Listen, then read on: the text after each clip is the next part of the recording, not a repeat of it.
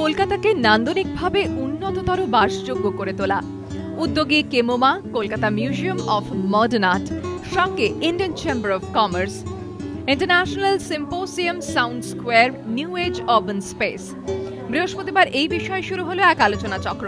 উদ্যোক্তাদের দাবি, স্থাপত্য এবং শিল্পের মেলবন্ধন ও তার নান্দনিক প্রতিফলনে এই শহর হয়ে উঠবে নতুন।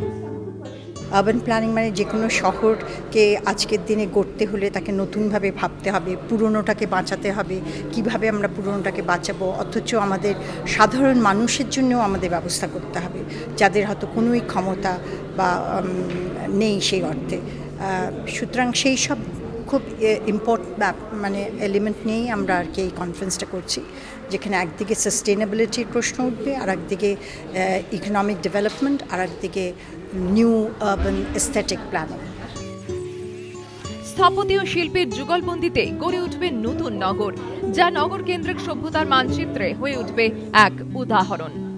শহরগুলো, কলকাতা তাদের মধ্যে একটা, সেই শহরগুলোর যে আনাচে কানাচে যে বিভিন্ন চিন্তার বিষয়বস্তুগুলো আছে, আরবান ডিজাইনের দিক থেকে, নগরায়নের দিক থেকে, পরিকল্পনার দিক থেকে, তারপর ইউটিলিটিস মানে জল, পানীয় জল নিষ্কাশনের দিক থেকে, সেইগুলোকে আমরা একটা ভালো জায়গায় কিভাবে নিয়ে যেতে পারি।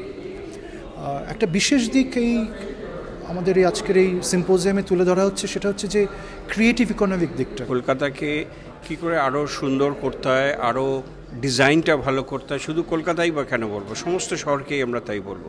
তার জন্য বিখ্যাত সব এক্সপার্টসরা এসছেন, চিন্তাভাবনা হচ্ছে এবং একটা কার্যকরী একটা আউটলাইনও দেওয়া হবে, যেটা সরকারের কাছে পেশ করা হবে।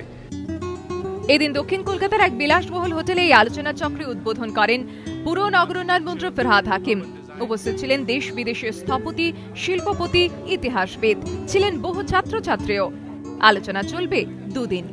মনোজিৎ সরকারের রিপোর্ট, এবিপি আনন্দ, কলকাতা।